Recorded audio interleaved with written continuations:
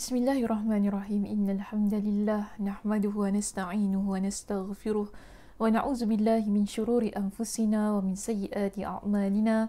Man yahdihillahu fala mudhillalah wa man yudlilhu fala hadiyalah. Wa asyhadu an la ilaha illallah wahdahu la syarikalah wa asyhadu anna Muhammadan 'abduhu wa rasuluh. Amma ba'd. Rabbi shrah li sadri wa yassir li amri wahlul 'uqdatam min lisani yafqahu qawli. Rabbi zidni ilma warzuqni fahma. Allahumma inna nas'aluka ilman nafi'a wa rizqan tayyiba wa amalan mutaqabbala. Assalamualaikum warahmatullahi wabarakatuh. Alhamdulillah, muslimah yang saya kasihi sekalian, hari ini kita bertemu sekali lagi dalam kuliah duha khas muslimah di Masjid Al-Muttaqin. Okay, so macam mana kita hari ini? Sihat? Mudah-mudahan ya semuanya sihat, sejahtera, duduk di rumah kan, ikuti perintah, jangan nak merayap ke apa kan. Kalau ada perkara-perkara yang nak kita betul-betul keluar tu, jangan lupa pakai mask. Okey, baik, pakai mask boleh juga. Okey, hari ini insyaAllah kita akan sambung pengajian kita berkenaan dengan hadis yang ke-29. Okay, dalam kitab Jami'ul Ulum wa Al-Hikam kita. Hari ini kita akan masuk ya sedikit berkenaan dengan amal yang merupakan pintu-pintu kebaikan. Minggu lepas kita bincangkan tentang puasa sebagai perisai. Kita juga bincangkan tentang sedekah sebagai penghapus dosa. Dan pada hari ini kita akan masuk kepada amal yang membuka pintu kebaikan yang ketiga. Sebab Nabi ada sebutkan 3. Kerana kalau kita nak rujuk semula apa yang disebutkan oleh Nabi SAW, okey, boleh buka muka surat 267 ni untuk kita baca kembali apa yang Nabi SAW sampaikan kepada Muaz ibn Jabal dalam hadis ini. Nabi kata apa kepada Muaz? Ala adulluka ala abwabil khair. Kan? Maukah aku tunjukkan kepadamu pintu-pintu kebaikan? Nabi tanya kepada Muaz ibn Jabal. Jadi Nabi pun beritahu kepada Muaz, as-sawmu junnah, puasa itu adalah perisai. Lalu Nabi berikan amalan yang kedua, was-sadaqatu tutfi'ul khati'ah, dan sedekah itu dia menghapuskan kesalahan-kesalahan. Kama yutfi'ul ma'un nar, sebagaimana air menghapuskan api. Dan yang ketiga, ini adalah perbincangan kita pada hari ini. Kita akan masuk kepada perbincangan yang ketiga, amalan yang ketiga yang Nabi SAW sebutkan, iaitu Nabi beritahu kepada Muaz ibn Jabal, wa salatul rajuli fi jawfil lail, dan solat seseorang di pertengahan malam. Thumma tala, kemudian Nabi pun membaca, setelah Nabi sebutkan berkenaan dengan solat malam itu, Nabi baca surah As-Sajdah ayat yang ke-16 hingga 17, iaitu Nabi sebut di sini, tatajafa junubuhum 'anil madaji'i yad'una rabbahum khawfan wa tama'a wa mimma razaqnahum yunfiqun fala ta'lamu nafsum ma ukhfiya lahum min qurrati a'yun jazaa'an bima kanu ya'malun. Okey, baik. Jadi bila kita nak lihat kepada syarah tentang solat malam tu tadi kan, kita rujuk pada muka surat 273. Okey, 273 di bawah situ ada satu subtopik yang berbunyi keutamaan solat malam. Okey, keutamaan solat malam. Baik, sabda Nabi SAW, wa salatul rajuli fi jawfil lail, dan begitu juga solat sunnah yang dilakukan seseorang di waktu malam. Maksudnya bahawa hal itu juga memadamkan kesalahan sebagai mana sedekah. Jangan lupa bila Nabi SAW beritahu kepada Muaz ibn Jabal tentang amalan-amalan sebagai pembuka pintu kebaikan, ia juga merupakan amalan-amalan menghapuskan dosa seseorang. Okey, kalau ingat balik pada minggu lepas, Ustazah bincangkan tentang puasa sebagai perisai. Kemudian kita bincangkan juga tentang sedekah yang menghapuskan kesalahan-kesalahan kita. Dan ini adalah antara amalan yang Nabi SAW sebutkan dalam hadisnya, iaitu ia juga dianggap sebagai amalan yang boleh menghapuskan kesalahan-kesalahan kita, dosa-dosa kita. Itu ialah solat malam. Ia sebagaimana yang disebutkan oleh Nabi SAW dalam sebuah hadis yang diriwayatkan oleh Imam At-Tirmidzi. Disebutkan di sini tentang keistimewaan ataupun ganjaran orang yang melaksanakan solat malam. Nabi kata apa dalam riwayat ini? Nabi SAW bersabda, "Alaikum biqiyamil lail." Hendaklah kalian melakukan solat malam. Kenapa Nabi SAW memerintahkan kita untuk melaksanakan solat malam? Ada sebabnya. Kalau kita rujuk dalam hadis ini, ada 4 sebab yang Nabi SAW menyatakan kenapa kita sebagai seorang Muslim seharusnya melazimi dan kita jadikan solat malam itu sebagai amalan kita yang konsisten. Kita istiqamah dalam melaksanakannya. Jadi di sini Nabi kata apa? Fa innahu da'bus salihina qablakum. Pertama, kerana solat malam adalah kebiasaan orang-orang soleh sebelum kalian. Itu adalah perkara biasa yang dilakukan, yang dilaksanakan dan diamalkan oleh orang-orang soleh. Dan kita sebagai seorang Muslim, kita nak mencontohi amalan orang-orang soleh. Kan? Kerana apa? Kita nak masuk ke dalam syurga Allah Subhanahu Wa Taala. Jadi, bila kita melaksanakan solat malam ini, dia merupakan ruang yang membantu kita untuk dekat dengan Allah dan juga dekat dengan syurga Allah Subhanahu Wa Taala. Okay, itu yang pertama. Kedua, Nabi sebutkannya di sini, wa inna qiyamal laili qurbatun ila Allah azza wajal. Dan sesungguhnya solat malam merupakan upaya ataupun usaha kita untuk mendekatkan diri kepada Allah azza wajal. Okey, ia merupakan sesuatu yang kita lakukan untuk kita dekatkan diri kita kepada Allah Subhanahu Wa Taala. Usaha kita. Kemudian yang ketiga, Nabi sebutkan tentang solat malam ini, wa manhatun 'anil itsm. Solat malam ialah mencegah perbuatan dosa. Bila kita dah sentiasa menjadi hamba Allah yang kerap melaksanakan solat malam, kemudian kita jadi orang yang dekat dengan Allah. Dan kebiasaannya orang yang dekat dengan Allah, dia adalah orang yang sentiasa menjaga dirinya agar tidak melakukan perkara-perkara yang boleh membawa dia ke dalam neraka Allah Subhanahu Wa Taala. Maknanya kita akan jaga, lindungi diri kita. Seboleh manalah kita tak nak buat maksiat, kita nak buat dosa. Dan solat malam itu adalah antara amalan yang boleh membantu kita untuk mencegah daripada kita melakukan dosa-dosa. Sebab tu Nabi kata apa? Manhatun 'anil itsm. Dia mencegah kita daripada melakukan dosa. Dan yang keempat, Nabi katakan berkenaan dengan solat malam di sini, wa takfirun lisayyi'at. Dan solat malam dianya menghapuskan perbuatan-perbuatan buruk. Ini yang kita sebutkan pada poin kita yang pertama tadi, sebelum kita masuk dalam hadis ini, iaitu solat malam dia adalah sesuatu yang amalan yang menghapuskan dosa-dosa kita. Keempat. Okey, jadi ada 4 perkara yang Nabi sebutkan berkenaan dengan solat malam di sini. Dalam hadis yang diriwayatkan oleh Imam At-Tirmidzi. Pertama, Nabi kata ia adalah amalan orang-orang soleh sebelum kalian. Kedua, Nabi sebutkan bahawasanya ia adalah amalan yang untuk mendekatkan diri kita kepada Allah Subhanahu Wa Taala. Ketiga, ianya adalah amalan yang mencegah kita, melindungi kita daripada melakukan dosa-dosa. Dan yang keempat, Nabi sebutkan ia adalah amalan yang menyebabkan kesalahan-kesalahan kita terhapus. Bermakna solat malam ini adalah amalan yang baik untuk kita melazimi. Melazimi maksudnya untuk kita biasakan dalam diri kita. Okey, sebab apa? Kena ingat pada awal persoalan yang diajukan Muaz ibn Jabal di dalam hadis ini, ingat tak lagi apa yang Muaz tanya kepada Nabi? Ingat ke tidak? Muaz tanya apa? Apa soalan dia? Mudah-mudahan ingat ya.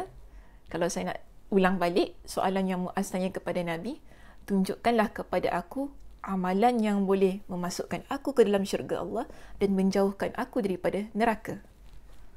Jadi di sini, antara amalan yang boleh memasukkan kita ke dalam syurga Allah itu ialah solat malam.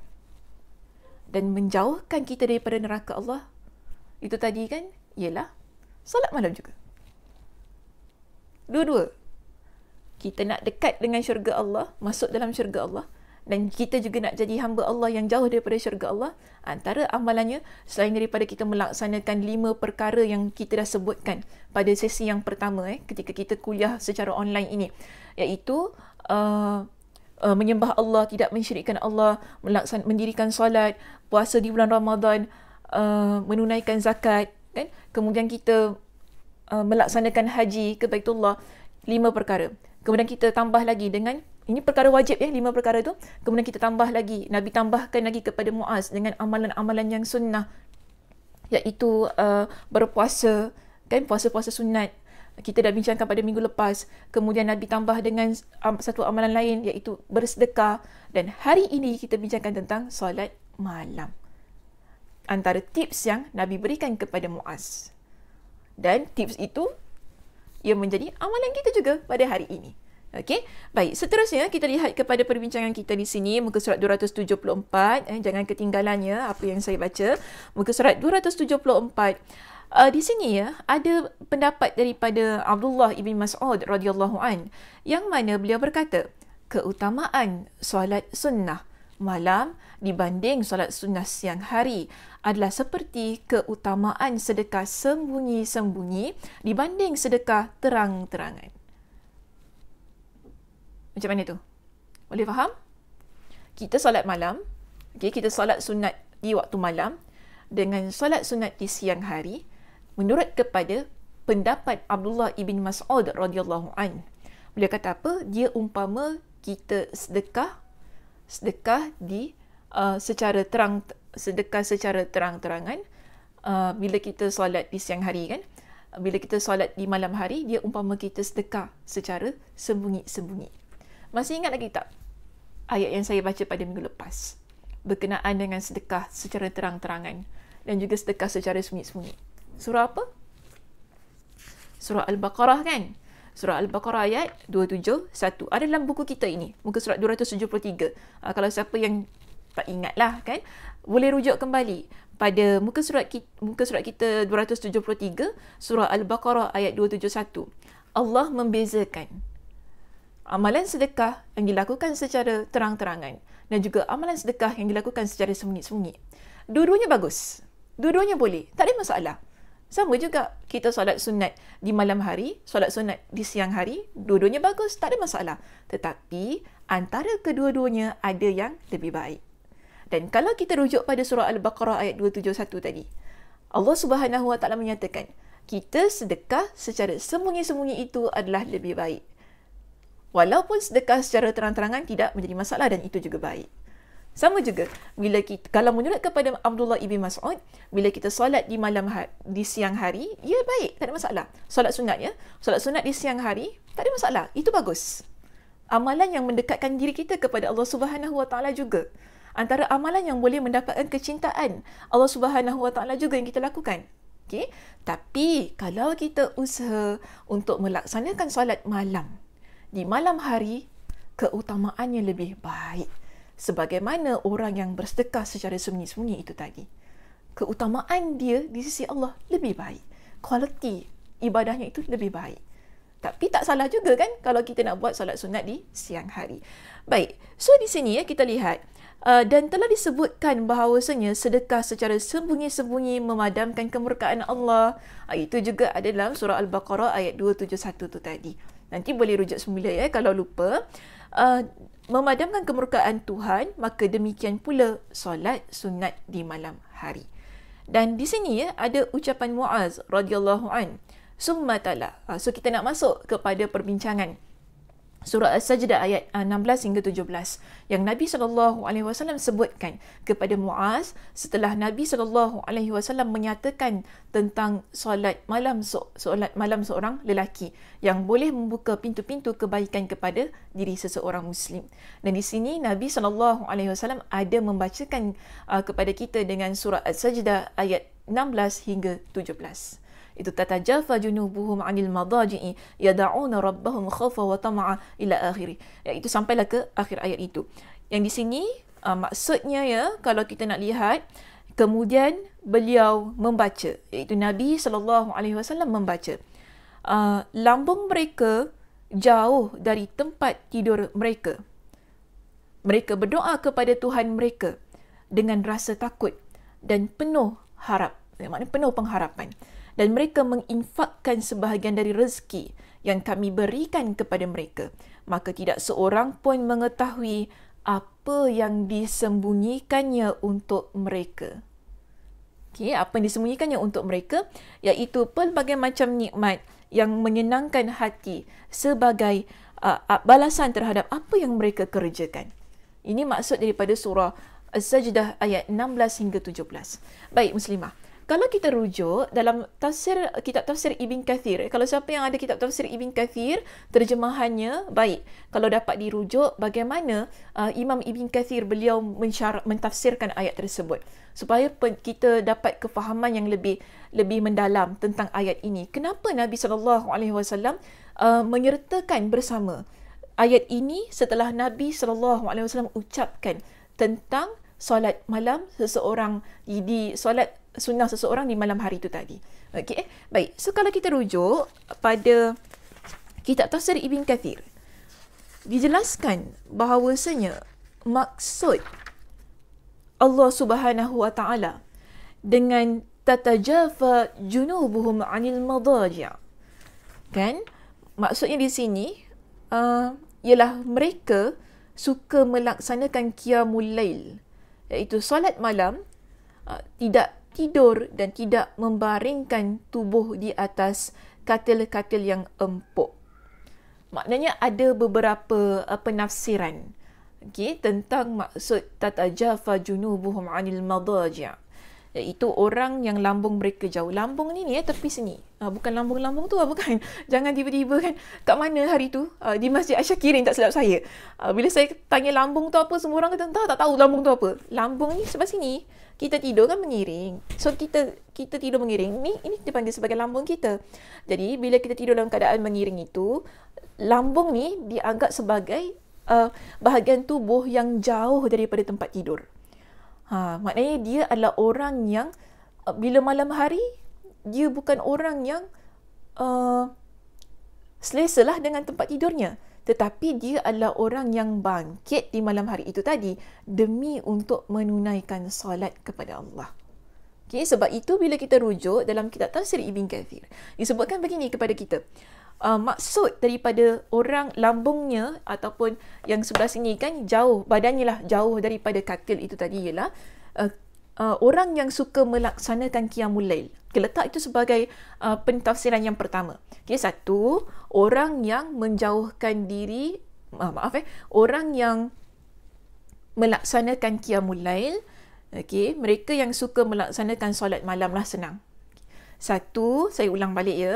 Satu, mereka yang suka solat malam. Okay, satu. Dua, ialah orang yang tidak tidur di tilam yang empuk. Tilam kita macam mana ya dekat rumah? Empuk ke tidak? Masing-masing lah ya, masing-masing. Sebab tak boleh juga. Ada orang kalau tidur di tilam yang tak empuk tu nanti badannya sakit. Masalah pula. Nanti nak bangun subuh pun susah juga kan. Nak bangun malam pun susah juga. Depends lah kepada diri seseorang. Ada orang je okey je, tidur kat lantai pun je okey. Tidur kat tilam biasa pun je okey. Tapi depends lah, ikut kepada badan masing-masing. Yang penting ialah tempat tidur kita itu dia tidak membuatkan kita lalai untuk bangkit di malam hari. Lebih-lebih lagi, bagi saya, lebih-lebih lagi untuk kita bangkit di waktu subuh untuk solat subuh. Yang penting begitu. Okey, baik. Dua tadi kan, orang yang tidak tidur pada tilam yang empuk. Dan yang ketiga, orang yang sentiasa solat qiyamul lail, solat malam. Okey, beza ya. Tadi kan pertama saya sebut tentang dia suka solat malam. Kedua tadi, orang yang tidak tidur di tilam yang empuk. Ketiga, orang yang Nabi sebut tentang apa ni? Dia sentiasa solat qiyamul lail. Orang yang suka bangun malam ni mungkin dia tak selalu bangun. Okey, dia tak selalu bangun. Mungkin dia bangun seminggu sekali, kan? Setahun sekali. Sukalah, kita memang suka. Semua kita, orang yang beriman suka untuk bangun malam. Kalau siapa yang tak suka untuk bangun malam tu, saya tak tahulah nak cakap macam mana, kan? Maknanya kena perbaiki lagi keimanan kita, kena perbaiki lagi semangat kita dalam beramal ibadah. Kerana kita sebagai seorang yang beriman kepada Allah, jiwa kita, hati kita ni kena ada kecintaan dengan solat malam. Sebab ini adalah antara amalan sunnah yang dibiasakan oleh Nabi SAW dalam kehidupan baginda. Jadi apa yang baginda biasa buat, apa yang Nabi SAW sentiasa laksanakan dalam kehidupan baginda, yang Nabi cinta, kita juga sebagai umat Nabi SAW kena cinta dengan amalan itu. Baru betul kita kata cinta Nabi, kan? Cinta Nabi ni kena ikut apa yang Nabi SAW laksanakan dalam kehidupan baginda. Okey, baik. Jadi kalau orang yang sentiasa qiyamul lail ni beza dengan orang yang suka. Kalau orang yang suka, memanglah suka. Kita suka. Ada kalanya kita bangun, ada kalanya kita tak bangun, kan? Tapi kalau yang nombor 3 tadi, dia melazimi. Mana biasa. Mungkin setiap hari dia bangun, ataupun dalam seminggu tu kerap dia bangun solat qiyamul lail. Okey, itu beza antara yang pertama dan yang ketiga. Baik, seterusnya kita lihat ya. Yang saya sebutkan 3 tadi, ia adalah penjelasan untuk kalimat tatajafa junubuhum anil madaji'i. Orang yang lambungnya jauh daripada tempat tidurnya. Kenapa di sini dijelaskan dalam surah As-Sajdah ayat yang ke-16? Kenapa mereka jauh, lambung mereka jauh ataupun badan mereka jauh daripada tempat tidur mereka? Yada'una rabbahum khawfa wa tama'a. Kerana mereka di malam hari itu, mereka menjadi orang yang berdoa kepada Allah Subhanahu wa taala dengan penuh rasa takut dan mengharap kepada Allah Subhanahu wa taala. Minta kepada Allah di malam hari itu tadi. Okey, berdoa kepada Allah, solat, dilaksanakan amalan-amalan sunnahnya, amalan-amalan yang boleh mendekatkan dirinya kepada Allah Subhanahu wa taala. Baca Al-Quran contohnya. Itu boleh juga dilakukan di malam hari. Kan mungkin kita dah bangun malam tadi kan, pukul 3 pagi contoh. Kita bangun pukul 3 pagi ataupun pukul 4 lah boleh cakap. Bangun pukul 3, bangun pukul 4. Kan kita tidur pukul 3? Ataupun kita tidur pukul 4? Yelah, kadang-kadang saya pun macam tu juga kan. Tidur pukul 3, tidur pukul 4 kan. Kerana ada kerja-kerja yang kita lakukan. Okay. Tapi bila kita tidur awal, okay, kalau kita dapat tidur awal lagi baik lah. Maknanya lepas isyak tu, jarang sekarang orang tidur lepas isyak kan. Lepas isyak tu kalau tak ada apa-apa perkara nak dilakukan, lebih baik kita tidur. Dengan niat, letakkan niat supaya pukul 3, pukul 4 tu dapat bangun awal. Kan? Jadi kita boleh bangun qiyam. So, antara perkara yang boleh kita buat setelah kita solat sunat 2 rakaat, yang kita panggil sebagai solat sunat tahajud contohnya. Kita buat solat sunat 2 rakaat dan tutup dengan solat sunat witir. Kita boleh baca Al-Quran, kan, zikir kepada Allah Subhanahu wa taala. Itu antara amalan-amalan yang boleh kita lakukan ketika kita bangun tu tadi. Dia bukan hanya semata-mata bangun solat tu tadilah, kan? Tapi kalau kita nak buat solat sunat sampai 11 rakaat pun boleh juga, sebab itu ada contohnya daripada Nabi SAW, kan? 2 lepas tu 8 rakaat tadi kan, kita buat 2 sampai 8 rakaat, 1 dengan witirnya. Cantik juga, tak ada masalah, boleh saja kalau nak buat. Okey, baik. Seterusnya, wa mimma razaqnahum yunfikun. Saya masih lagi ya, ada pada surah As-Sajdah ayat yang ke-16. Okey, jangan lupa, jangan fokus tu jangan hilang ya. Bersama dengan saya. So, jangan dia dah berlayang ke mana-mana. Okey, datang balik fokusnya. Baik. Wa mimma razaqnahum yunfikun. Dan mereka menginfakkan sebahagian dari rezeki yang kami berikan kepada mereka. Kalau kita rujuk kepada pentafsiran Imam Ibn Kathir, bila saya baca kan penjelasan daripada Imam Ibn Kathir ni, Masya Allah tabarakallah lah, cantik penjelasannya. Kita nampak macam mana dia jelaskan Dan dia kaitkan antara solat malam dan juga menginfakkan harta di jalan Allah Subhanahu Wa Taala tu tadi.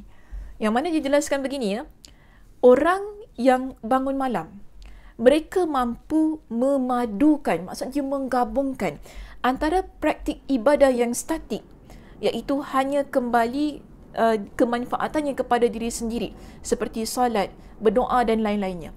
Bila kita buat solat malam ini, manfaat daripada solat malam dia hanya kembali kepada diri kita. Kan manfaatnya hanya kembali kepada diri kita. Kita bangun solat malam, tadi kita dah bincangkan hadis riwayat Imam At-Tirmizi, antaranya apa? Allah hapuskan dosa kita. Okey, cegah daripada untuk kita melakukan dosa. Kemudian mendekatkan diri kita kepada Allah Subhanahu Wa Taala. Benefits itu tadi, manfaatnya itu tadi hanya kembali kepada diri kita. Tapi dalam ayat ini betapa digabungkan antara satu amal ibadah yang hanya untuk diri kita dengan sesuatu amalan yang boleh mendatangkan manfaat bukan hanya pada diri kita tetapi juga orang lain, iaitu menginfakkan harta. Atau dengan kata lain senanglah, sedekah. Kita melaksanakan sedekah. Jadi disebutkan begini, dengan mempraktikkan ibadah yang dinamik, iaitu memiliki kegunaan yang dapat dinikmati oleh orang lain, seperti sedekah, seperti membayar zakat dan sebagainya. Jadi pemimpin mereka dalam melaksanakan hal-hal itu sekaligus kebanggaan mereka di dunia dan akhirat adalah Rasulullah sallallahu alaihi wasallam. Maknanya kita lihat begini, dalam hidup Nabi tidak hanya fokus amal ibadahnya hanya kepada solat malam kan? Betul tak? Bukan hanya itu kan? Tapi Nabi juga di samping melaksanakan amalan-amalan solat malam yang memberikan manfaat kepada diri baginda, bahkan Nabi juga tidak melupakan amalan-amalan yang boleh memanfaatkan orang lain, iaitu dengan membayar zakat dan juga bersedekah. Jadi hal ini digabungkan dalam surah As-Sajdah ayat yang ke-16 itu tadi. Orang yang mana dia jauh badannya daripada tilam yang empuk, iaitu kerana dia bangun solat malam, kerana Allah Subhanahu Wa Taala di dalam solat malamnya itu dia berdoa kepada Allah dengan penuh pengharapan, dengan penuh rasa takut kepada Allah Subhanahu Wa Taala. Namun dia juga adalah orang yang mana tidak melupakan infaknya di jalan Allah. Dan kita dah bincangkan juga tentang infak, tentang sedekah itu pada poin kita yang kedua pada perbincangan yang minggu lepas. Jadi siapa yang terlupa dengan perbincangan itu, saya harap bolehlah play balik video kita pada sesi kita yang kedua ketika kita buat video ini. Okey, boleh ulang balik apa yang dah saya bincangkan tentang sedekah, tentang kelebihan-kelebihan orang yang banyak bersedekah. Baik, seterusnya ya, pada ayat yang sama, masih lagi ya, surah As-Sajdah ayat yang ke-17. Allah Subhanahu Wa Taala berfirman, "Fala ta'lamu nafsum ma ukhfiya lahum min qurrati a'yunin jazaa'an bima kanu ya'malun." Maka tidak seorang pun mengetahui apa yang disembunyikannya untuk mereka, iaitu bermacam-macam nikmat yang menyenangkan hati sebagai balasan terhadap apa yang mereka kerjakan. Di sini ya muslimah, kita di dalam ayat ini Allah Subhanahu Wa Taala beritahu kepada kita, kita ni tak pernah tahu apa sebenarnya yang telah Allah siapkan, apa yang telah Allah sediakan kepada kita yang beramal soleh, yang bangun malam tu tadi.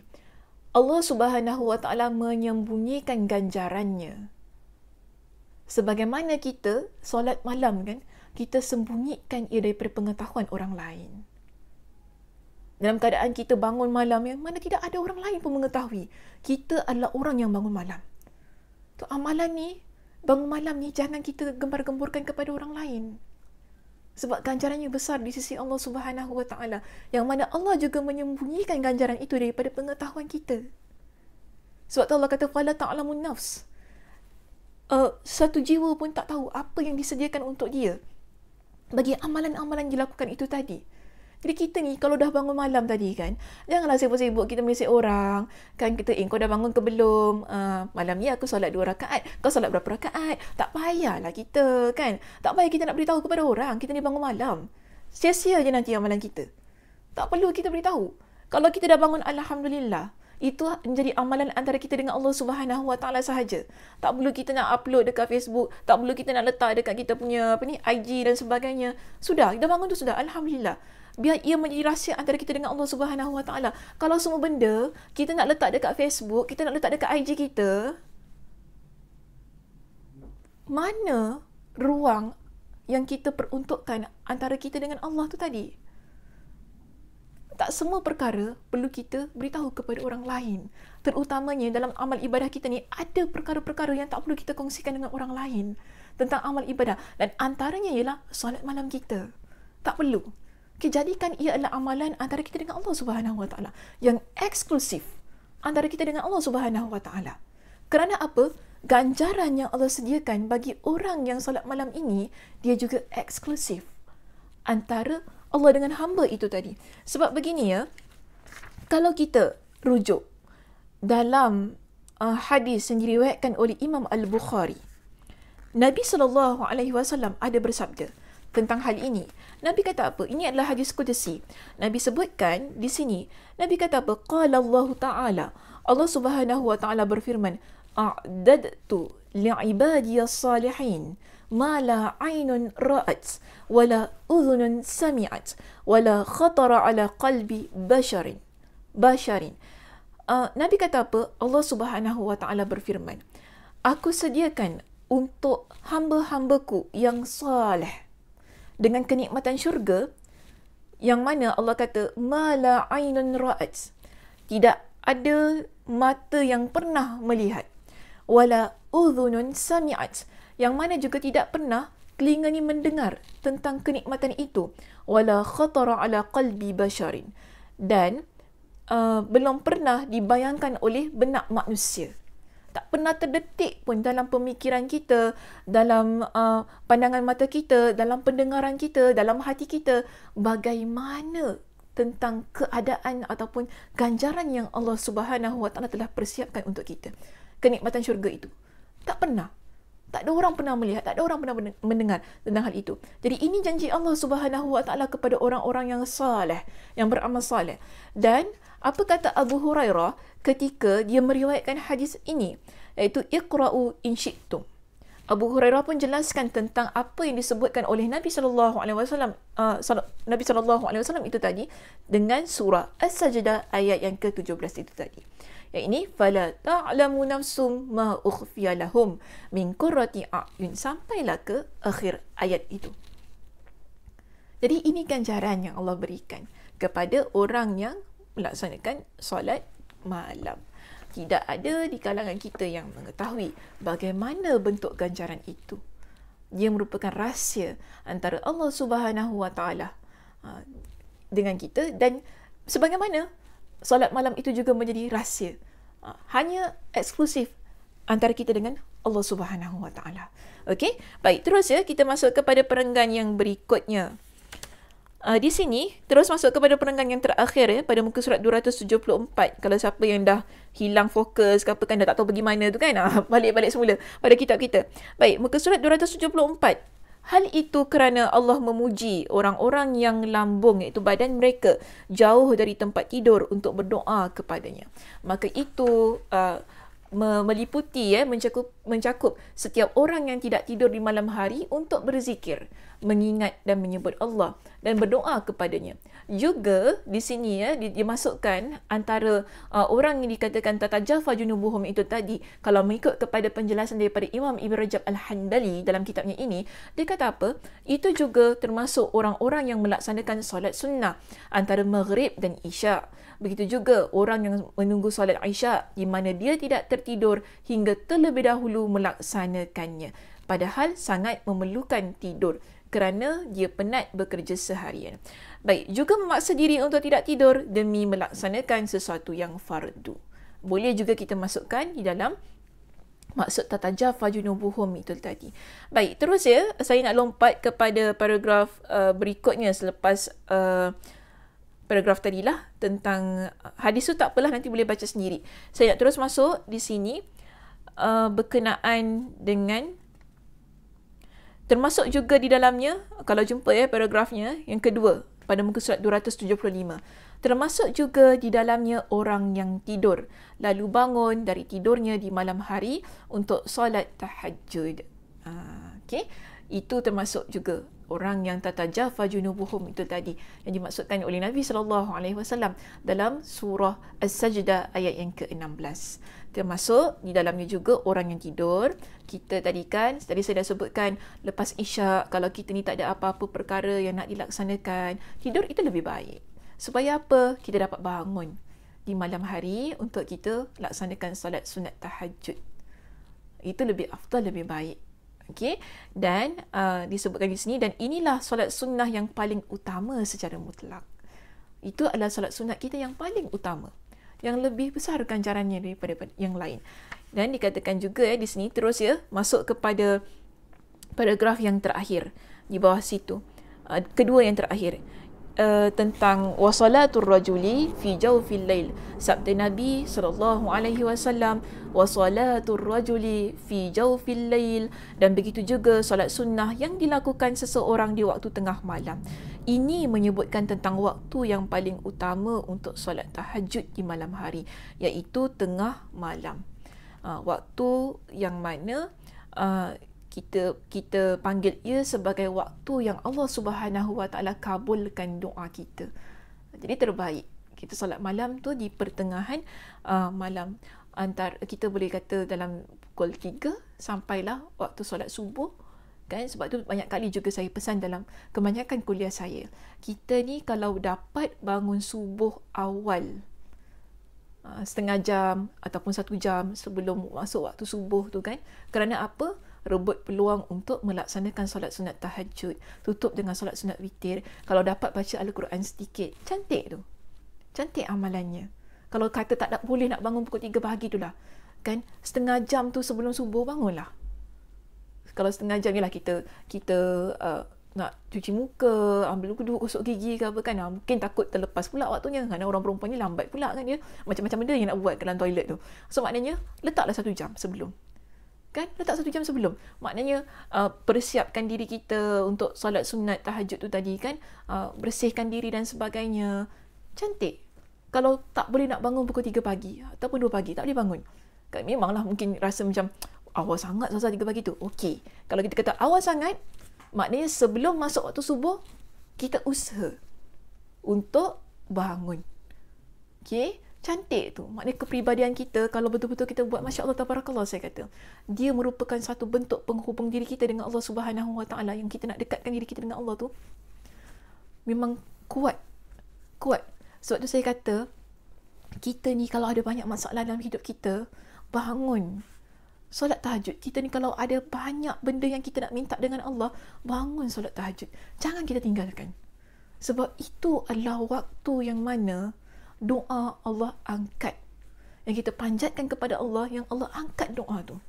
Jadi kalau kita rasa kita ada satu keperluan, mungkinlah susah sangat, ada benda-benda yang sukar dalam hidup kita ni, bangunlah pada waktu malam hari itu untuk kita jadikan ia merupakan waktu yang eksklusif antara kita dengan Allah. Bukti, sebab dia bukan mudah ya muslimah, bukan mudah ni kita, bukan mudah kita nak bangun solat malam tu. Sebab waktu tu dia antara waktu yang kita rasa terbaik untuk kita doa apa yang kita nak, untuk kita sampaikan semua hajat kita kepada Allah Subhanahu Wa Taala. So kalau kita dapat usaha untuk bangun malam tu kan, kita peruntukkan masa, kerana kita rasa tak ada orang yang faham apa yang kita lalui dalam hidup kita. Betul tak? Kita masing-masing ada masalah, ada problem, ada keinginan, ada kehendak. Kita ada hajat kita yang kita tahu hanya Allah sahaja yang boleh kabulkan. Hanya dengan izin Allah sahaja yang kita boleh dapat apa yang kita hendak tu tadi. Dan antara caranya ialah bangun malam salat, minta dengan Allah. Sebab apa ya, kalau kita lihat di sini ada sebuah hadis dari Abu Umamah Kalau kita bacakan di situ, dari Abu Umamah radhiyallahu an, beliau berkata, pernah ditanyakan kepada Rasulullah sallallahu alaihi wasallam, wahai Rasulullah, doa seperti apa yang paling dikabulkan? Ada seorang sahabat ni namanya Abu Umamah radhiyallahu an, dia tanya dengan Nabi, doa macam mana yang Allah kabulkan? Kita nak Allah kabulkan doa kita, permintaan kita. Ni kan, kita nak ada satu waktu yang kita doa tu, yang kita rasa kita dekat sangat dengan Allah. Dan waktu yang terbaik ini, Nabi kata di sini, dan baginda menjawab, jawful lailil akhir wa dubur salawatil maktubah. Yang dipanjatkan, iaitu doa yang dipanjatkan di pertengahan malam yang terakhir. Dan begitu pula di akhir salat-salat yang fardu. Kita setiap kali kita lepas salat fardu kita kan, lepas salat subuh, solat zuhur, asar, isyak, maghrib, isyak, kita memang berdoa kepada Allah. Kita memang minta kepada Allah. Tapi jangan lupa ada satu masa juga yang Allah peruntukkan untuk kita. Yang mana masa itu ialah di pertengahan malam tu tadi. Dan kita bangkit untuk solat sunat tahajud, lalu Allah Subhanahu Wa Taala kabulkan. Kerana apa? Ada sebuah hadis yang Nabi SAW sebutkan tentang apa yang berlaku di pertengahan malam tu tadi kan, yang menyebabkan kita seharusnya sebagai seorang mukmin, okay, kita sebagai seorang muslimah ni, lagi kita orang perempuan kan, ada banyak benda yang kita nak doa kan. Kita nak doa untuk suami kita nak doa untuk anak-anak kita kan, ada banyak benda. Kita nak doa untuk hal rumah tangga kita, kita nak doa, ya Allah jadikan aku seorang isteri yang sabar kan, sabar dengan kerana suami, anak-anak, nak buat kerja rumah, dengan pekerjaan kita lagi, banyak benda kita nak settle ni muslimah. Dan kita tak mampu untuk selesaikan urusan-urusan kita melainkan dengan pertolongan Allah Subhanahu Wa Taala. Dan bagaimana antara caranya ialah doa kepada Allah, minta kepada Allah. Dan Nabi SAW katakan kepada kita, Nabi kata, Allah, okay, yanzilu rabbuna tabaraka wa ta'ala kulla laylatin ila sama'id dunya hina yabqa sulusul laylil akhir. Nabi kata, Rabb kita tabaraka wa ta'ala turun setiap malam ke langit dunia ketika tersisa sepertiga malam terakhir.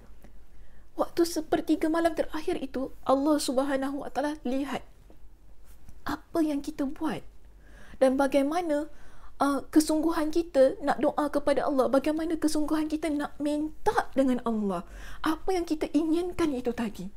Dan bukti kesungguhan itu tadi boleh kita lihat apabila kita mengorbankan masa tidur kita untuk kita bangun di malam hari, untuk kita merayu rindu kepada Allah, untuk kita letakkan, untuk kita luahkan apa yang kita rasa dalam hati kita ni kepada Allah. Dan Nabi kata apa? Fayaqul, pada masa itu Allah Subhanahu Wa Taala pada sepertiga malam Allah turun di langit dunia ini, Allah lihat. Lalu apa kata Allah? May yad'uni fa astajiba lah. May yas'aluni fa u'tiyah. Siapa yang berdoa kepada aku, maka akan aku kabulkan. Siapa yang doa pada sepertiga malam tu tadi, kita dah buat solat sunat tahajud tu, Masya Allah tabarakallah muslimah, itu merupakan satu amal ibadah kita yang baik. Kemudian kita angkat tangan kita, kita doa kepada Allah Subhanahu Wa Taala kan. Kita angkat betul-betul tangan kita, kita doa kepada Allah.